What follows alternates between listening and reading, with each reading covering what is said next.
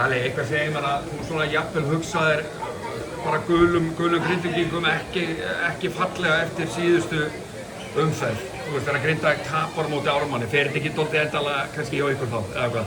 Nei, alls ekki sko. Ég meina, við getum náttúrulega bara sjálfum okkur kennt. Það er ekkert að kenna einhverjum öðrum þeir ráða alveg hvernig þeir spila og ég skildi það bara mjög vel. Við vorum nýbúin að vera meistarar, koma svo í leikinn til það skiptir þá engum máli.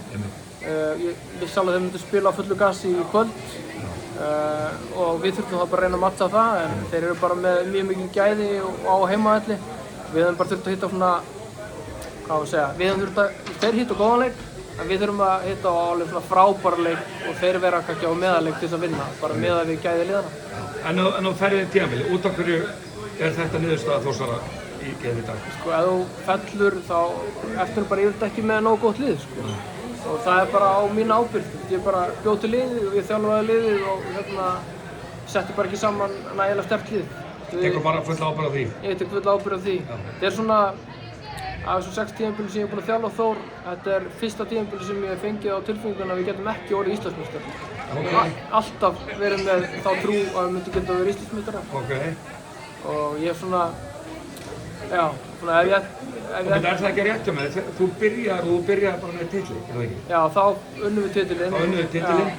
En hvað hefur þá í raun klikkað síðan þá? Hefur þau átt tilfinningunni þið værið alltaf með lið sem að kendi? Já, alltaf nema núna. Þá fannst við ekki vera nægilega góður. Þrátt við höfum ekki farið úrslitakeppni fyrra, þá bara lentum við meiðslum sem við reyðum ekki við. En öll önnur ár fannst við vera með lið sem gæti tekið þetta. Við vorum náttúrulega með besta liðið fyrsta árið og svo vorum við svona liðið til þess að vinna annað árið. Og ég held það, ég veit að það er mikið svekkelse núna hjá Þórsurum. En ef einhver sagt mér fyrir 6 ára síðan að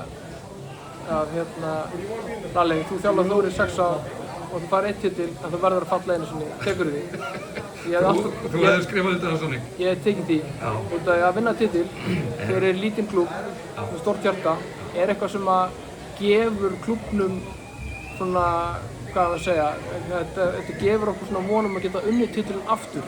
Og það er miklu meira verið heldur en það að falla í dag. Að fara niður í fyrstu deild fyrir Þór, það er bara svo gott starf þarna að klúbburinn fer bara aftur upp. Það er engin hefðsend.